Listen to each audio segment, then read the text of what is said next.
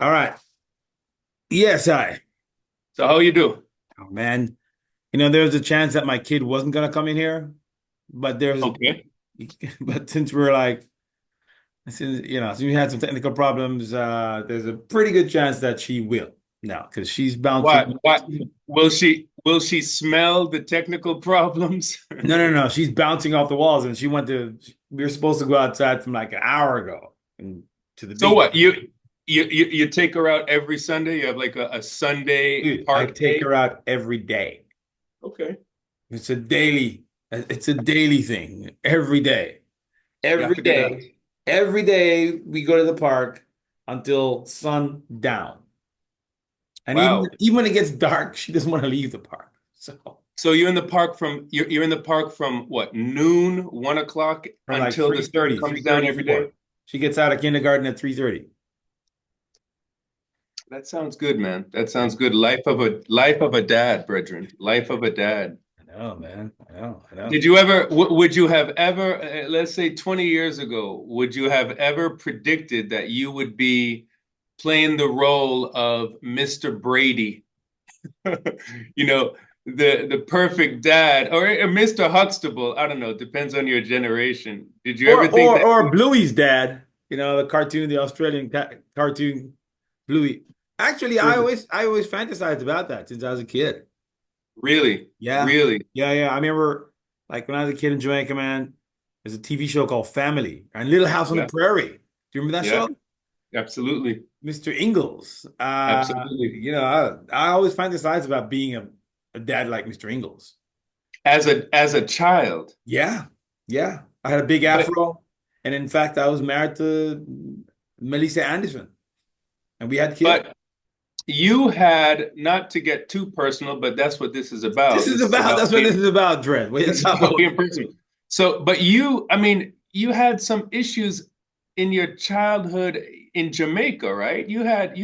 Was your dad there? Was he Issues, abusive? issues, What? issues. Issues is an understatement. What are you talking about? Issues. I was the product of a rape. That's issues of Wow. itself right there.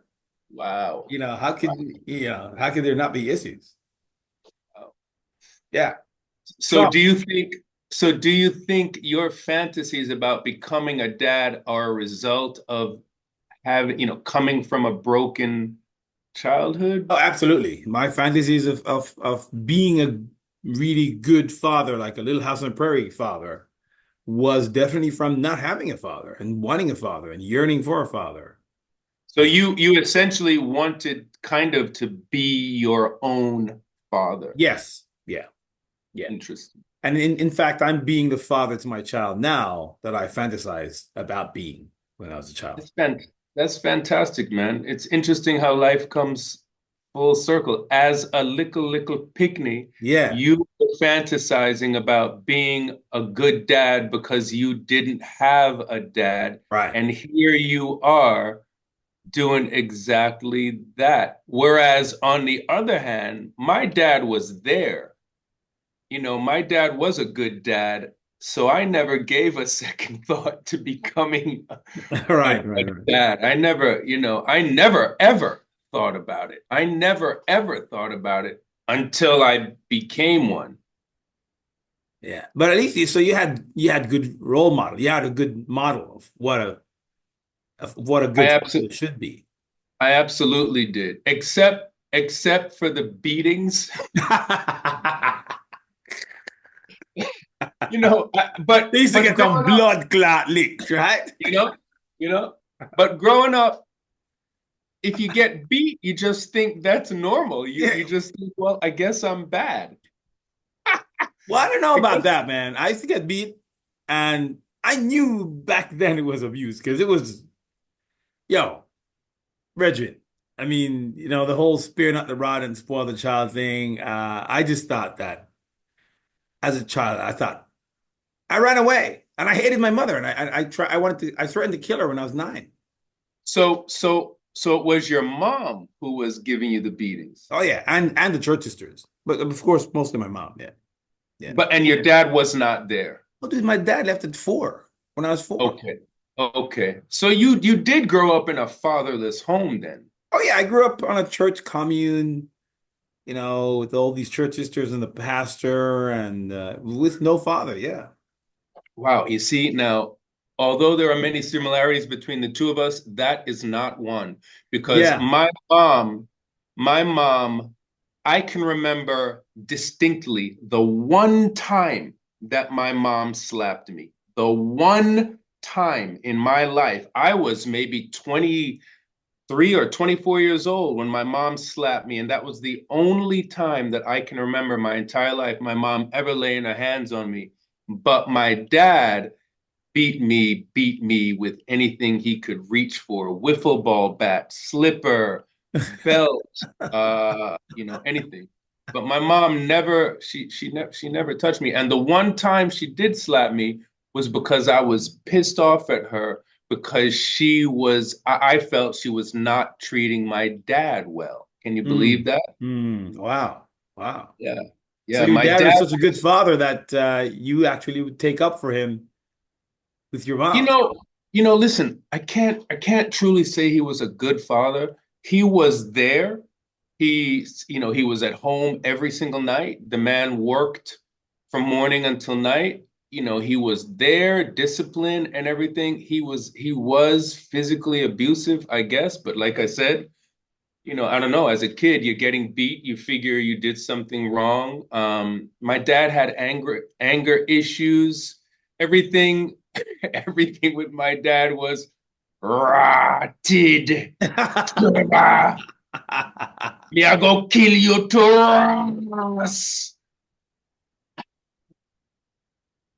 You want dead today? Until I was 23, 20 years old. I can remember the last time my dad beat me was because I was mowing the lawn in Gainesville, Florida, and mowing the lawn too slowly. I was 23, 24. I was a sophomore, junior in college. My dad came out of the house and, Trevor, you still are mowing the lawn? And I was like, yeah, man, what, and he ran over to me and I'm terrified. And like I ducked down and he kneed me in my head, like with his knee, bang. And I was like, yo, what is wrong with this man? But all right. Anyway, we digress. No, no, Yeah. no, So no. It's not a digression I have because that's what it's about. I mean, my mom, you said your mom slapped you once. My mom would slap me on the regular in public. I remember one time my mother slapped me. I was probably about 9 or 10 in the street with my friends. And brethren, my hate for my mother started very, very early. Hate. That's how when she dead, I didn't even go to her funeral. They called me and I was like, yeah, she's dead. Yeah. So I'm in Japan. So I'm not gonna this is not a person that I'm gonna get on a plane and fly 30 hours to go to their funeral. It's not gonna happen. So good luck with that. were you your mom's only Yeah. child? Yeah, yeah, yeah. Yeah. My mom, after the two rapes, she didn't see another man.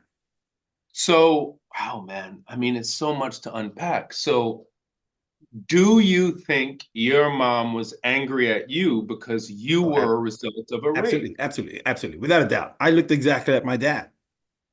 Mm, mm, mm. Exactly. I mean, she, I was a clone of my father. What a recipe for a life of trauma and Oh, drama. oh yeah, yeah, yeah, yeah, yeah, yeah, yeah. I mean, you remember my solo play? That's what it's about. Well, of course, that's what, I was going to bring that up. Your play Dudubois. Yeah, I yeah, was yeah. going to bring that up. But it isn't a figurative play. Like you actually fell into a pit I did, of yes, shit. yeah, yeah. I did fall in. Yeah, yes, I did fall in a cesspool at 4.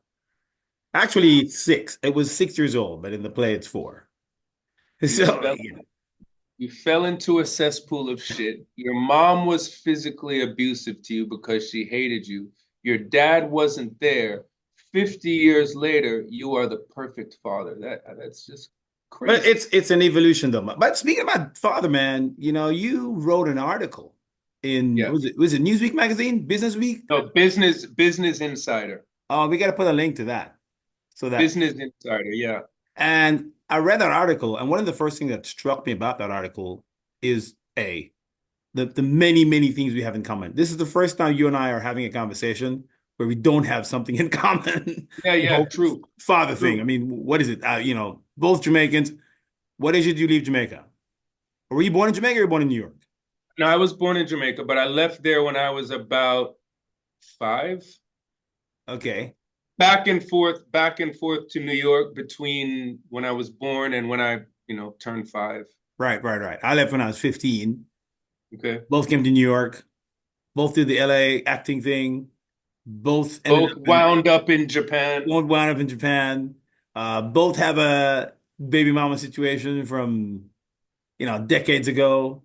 Uh, Both have wives who at nearly 40 just woke up one day and said, "You know what? I think I want to get have a baby." Right? right, exactly. Exactly. So, Both both both, late 50-year-old new fathers again, yeah, yeah, yeah. So when I read that article, I was like, oh, we both came back to Japan with our child Yeah. because we didn't want to raise our children for their formative years in the US. Yeah. Like that's literally why we got on a plane in March 2021 at the peak of the pandemic to Yeah, come back to Japan. I I was prepared to give it a shot to raising my son. I'm feeling too much glare. I was prepared to give it a shot to raise my son in America. My wife and I were living in Atlanta at the time, and I was prepared to give it a shot. I had a couple of decent part-time adjunct professor jobs. I didn't have. We had insurance. We had Obamacare. Affordable Care Act, ACA insurance, and I had family close by. My wife and I had been living in America for 9 years. I was prepared to give it a shot, but when my wife had that medical issue, 6 months into or 5 or 6 months into a pregnancy, Right. and we went to the hospital and we spent one night in Northside Hospital Right. in Right. Atlanta, and Right. then a few weeks later we got an $11,000 Right. You were telling bill me for about that that. last week. Yeah. And you When should when be that lucky. happened, the doors of reason and reality flew open in my mind, and it was like, no, me can't stay here. Me can't sit down here and have a little baby here, because before the baby is born, we're already $11,000 in debt to the Right. government. And then on top of that, Atlanta. I'm not from Atlanta, so I don't know it so well, but when we lived in Atlanta, we lived there 7 years. Half of those 7 years, we heard gunshots in the middle of the night. Random gunshots, a lot. I mean, it's not like you lived in the hood. No, we didn't. We didn't live in the hood, but we also didn't live in, Buckhead or Midtown. We lived in between the hood and And right. Yeah. Yeah. we lived in a middle class neighborhood in Atlanta, but that didn't matter, man. That didn't matter. Right. There's gunshots. There's gunshots. Atlanta has guns and gunshots. So when my wife decided to move to Atlanta, I was 100% on board. I was like, yeah, Even that's a when you good decided to idea. move to Japan. I'm sorry, yeah. When we decided to move to Japan, yeah, I was 100% on board. Yeah, I thought, yeah, that's a good idea because I know and I knew there would never be gunshots that we would have to worry Right. about. Never. B, the cost of raising this child would be slashed in half. And C, there just there just would be no fear of abject poverty Right. in Japan. Right. In America, there is this very palpable fear of, am I going to become homeless one Right. day? Am I, Yeah. Yeah. is there going to be a time when I lose my job and I cannot afford to eat anything? I can't afford to pay any of my bills. I have no transportation. I have no health insurance. I mean, I would say half the population of America, man, is on the borderline of being homeless, a paycheck away from being homeless. And you can't do that with a child. You can't. Right.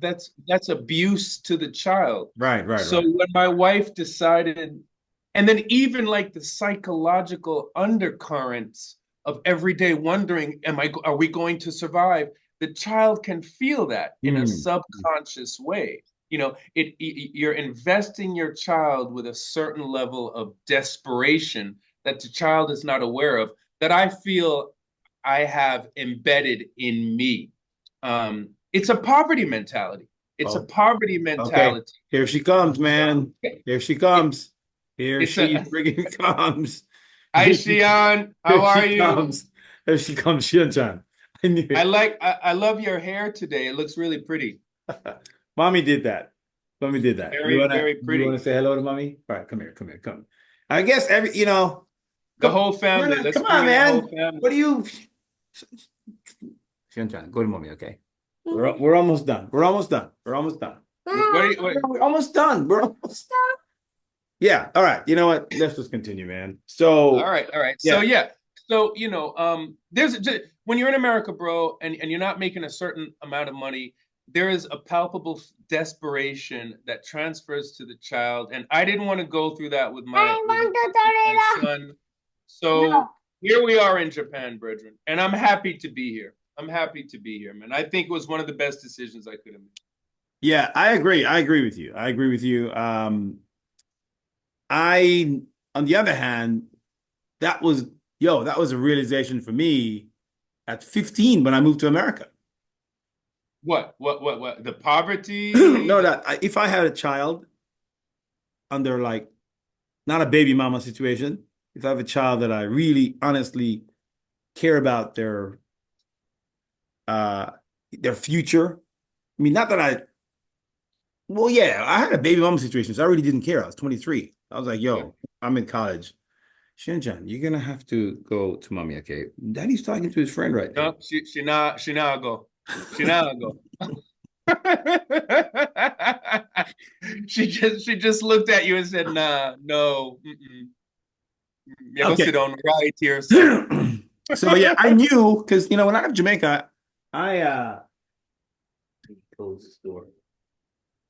I was in like ninth grade. In Jamaica, they start high school at seventh grade. And I was like a dunce. I started high school, 11 years old. My first semester, I came 25th out of a class of 40. And every Hmm. semester thereafter, it just went steadily down. Why? Why? Why? Learning problems, man. Depressed, chronically depressed, suicidal. You can't learn if the gray matter is like damaged.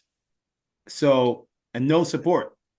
So when Uh, I left Jamaica, I repeated the ninth grade and I came 39th out of 40 students. And when I went to America, I was a genius. I was in the 10th grade, South High School, Denver, Colorado, and I dropped out after one semester. And when I dropped out, I mean, here I ended up at UCLA, right, with a degree in economics. And when I dropped out, I was like, yo, if I ever have a child, and that's one of the things that me and my daughter's mom thought about 37 years ago was I had that ideal that my child could not spend his or her formative years here, I mean, in the States. And she couldn't get that. And I couldn't really do anything about it because I was young. I just started college. I was about my education. I was about me. I wasn't about to make no sacrifice for no kid. But that's one of the things I saw early at 15. And so that's why I told my wife when she was born, I was like, I don't care what we're doing. I don't care what we're into. It has to come to a screeching halt before she's 2 years old. 2 years old can't catch our America. She'll come mm. back to America. The plan is to go back to the States when she's like finished with elementary school. But the formative years, nah, nah. Why? Like why? Why do you Yeah. think why what is the distinct what is the because I feel the same, but explain what is the great distinction from elementary school to junior high school where you're okay to move back to America in this moment? What is the great distinction? Their K through 12 system, their early childhood education is compared to Japan is just not on point. It's not there. I mean, the kind of things that they teach kids in elementary school and in kindergarten here, the kind of respect, the respect for people, the respect for others, the respect for people's shit. If you see something on the ground, it's not yours. The person who owns that is going to come back and pick it up. Dude, Mm, you ever see like mm. a friggin' gold chain on the sidewalk in Yokohama? It's there for like days. Yeah, yeah, Nobody touches it right. because of that respect. And just that interaction, basically the respect. And they schools in Japan don't have janitors, right? Hmm. Hmm. When school's finish, all the kids they get down on their friggin' knees and they clean the school floor. They clean the floor together. That kind You of know, there is I'm looking it up on my phone right now. There is a particular aspect of elementary school here in Japan that teaches this respect, and it starts with a D. Do you know what the name of it is? It's in the Japanese word Japanese. starts with a D. Yes, yes. It's not demure, right? Now America is No, no, going no, crazy about no. the whole demure thing right now. I'm like, dude, that's just the norm in Japan. What are you talking about? Why is that Yeah, yeah, right. why is that a trend in the state? You're so right. Being demure, being respectful, being mindful. That is the Japanese way of Yeah. life. Yeah, yeah, Whereas in yeah. America right now, it's They're, just a big stupid trend. they're just yeah, exactly. Exactly. And pretty soon it's gonna go back to like shooting each other like in another couple of weeks. And all that demure stuff is gonna go out the Yep, window. yep, Whereas in yep. Japan, it's permanent. When Westerners take Shenzhen, could you stop, please? She's gonna do her meditation right now, as you can hear. Okay. When Westerners take karate in the West, and they bow and they don't understand that kind of respect that they show in the dojo permeates the entire society of Japan, not just Yeah, karate. They think it's a yeah, karate thing, a karate related thing. yep, They don't yep. understand that it's like a cultural, social thing. Dude, have you ever Well, seen people like on the platform of the train bowing to their boss who just got on the train and they are like bowing 45 degrees until the train friggin' goes out of sight. And you're like, yes, man. Yes, yes, yes. But you're right. The ingrained respect for the environment, people's property, yeah, other other people. people, yeah. That sense of respect that Japan builds from childhood is beautiful, man. Yeah, man, it's invaluable. It's Yeah, priceless. yeah. I think it's unmatched in the world, and I would like for my son to have that as part of his character. I Right. would like even me, like you just said, it's the truth, bro. I'm trying to teach myself, this is an admission, but I'm trying to teach myself to when I see something, a Not to pick it wallet, up. a bag, not to pick it up, not to be like, oh shit, look, let me get that. Yeah, yeah. It's almost like a reflex Yeah, to yeah. see something and just assume, I'm gonna take that. Yeah, Somebody because left in, that in the there. West, it's finders keepers, losers weepers. Actually, absolutely, absolutely. The other thing is, I'm trying to teach myself, bro, to not steal things. And when I say steal, I don't mean go into stores and steal, but I mean to not take things from, for example, my job that Belong to haven't you, been like a offered pen or to me. something, right? Yeah, yeah, yeah, Exactly.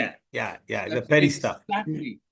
Not to take a pen, post-its, stapler, tape, whatever, just to, it's not mine, so I Leave it don't have the alone. right. I don't have the right to it. Yeah, But yeah. in America, it's the opposite mentality. You're at work and you feel you have the right to whatever you can get your Right, hands. right, right.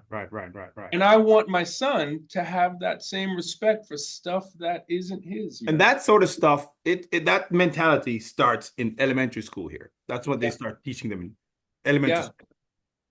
yeah, yeah. So, So, I mean, that's why my wife and I, came back here. I don't remember what I was doing in Atlanta. I was in Atlanta. I saw this article in Business Insider. My phone sent me this thing. It was about another person, another woman who had moved to Sweden, I think, and then moved back to America, or moved to Sweden after living in America for a long time, and was relaying, the differences in life between Sweden and America and how much better a lifestyle she had in Sweden than America. And then at the Right. end of the article, it said, "Do you have a similar story about moving to another country and Okay. leaving Okay. America?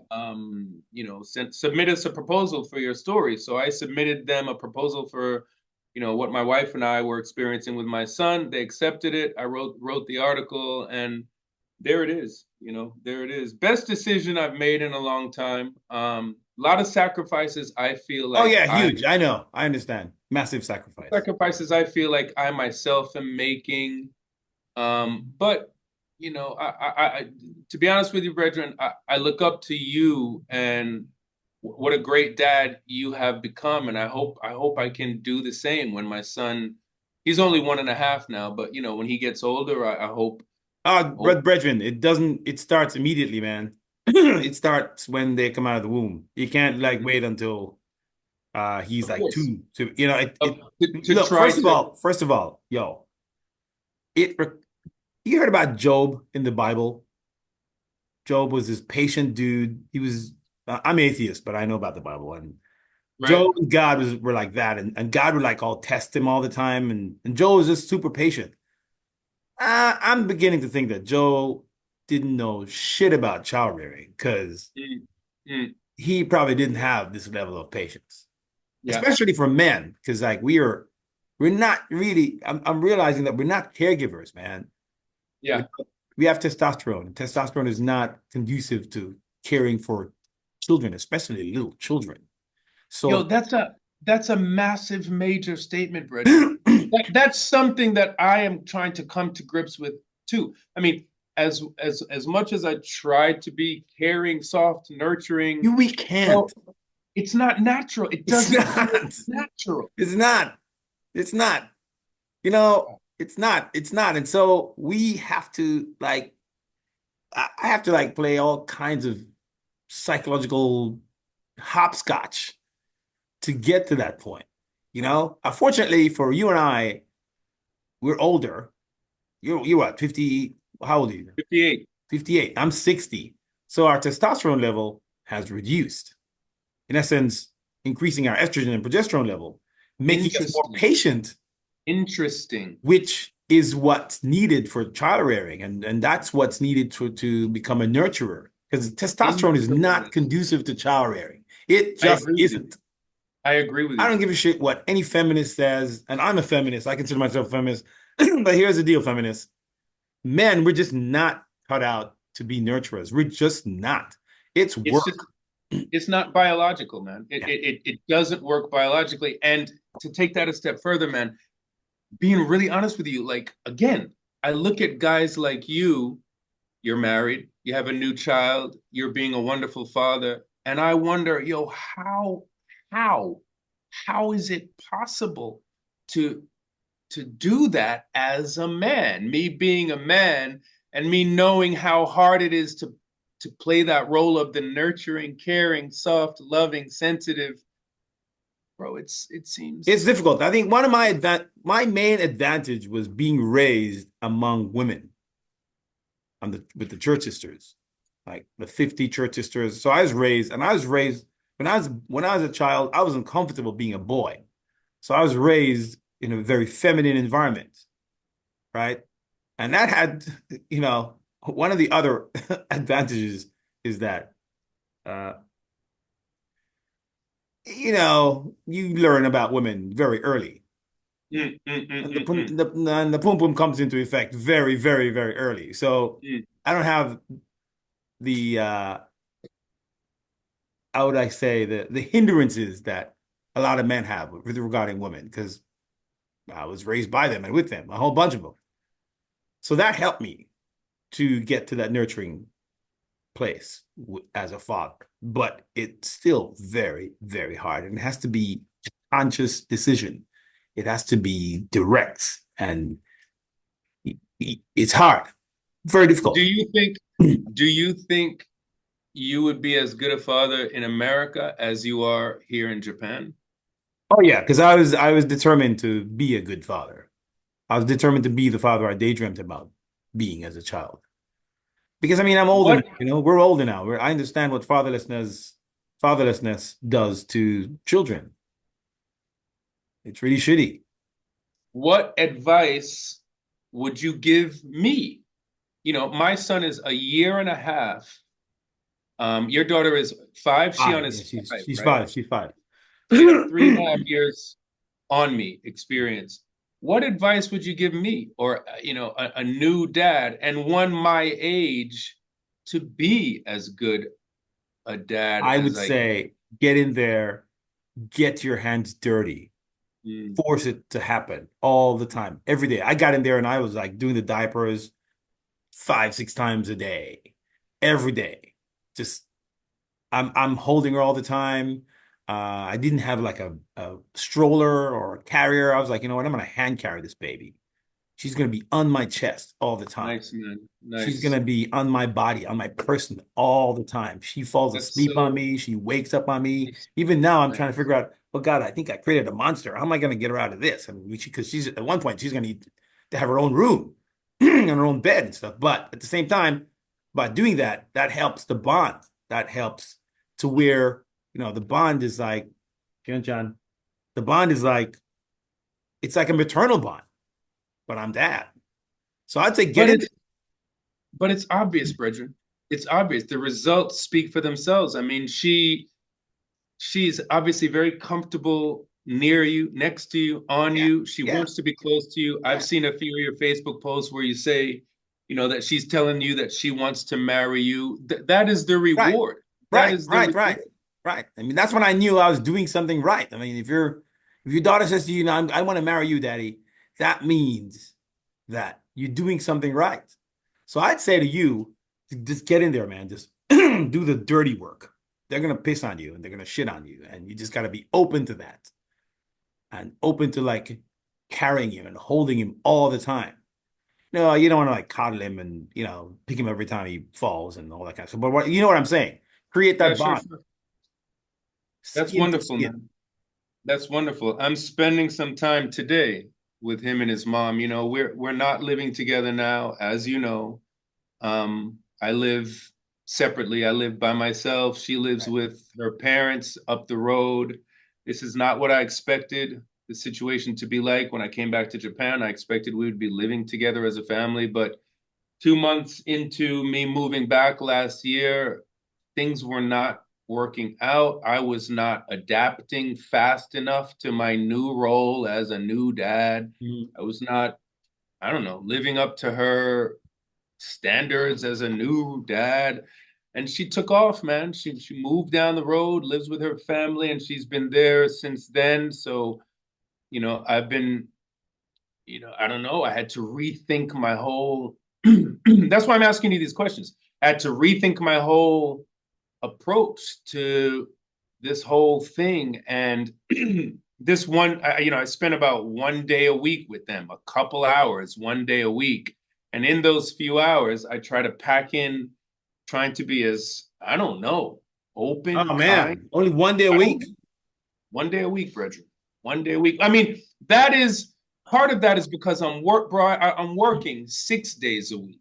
So it isn't like it's the 1 day a week because she has decided we can only do it 1 day a week. Before I got these jobs that I'm doing now, we were spending 2 or 3 days a week together. She's been very open about, you know, allowing me to spend time with my son. She's not at all being restrictive about Right, that right, kind of thing. right. Yeah.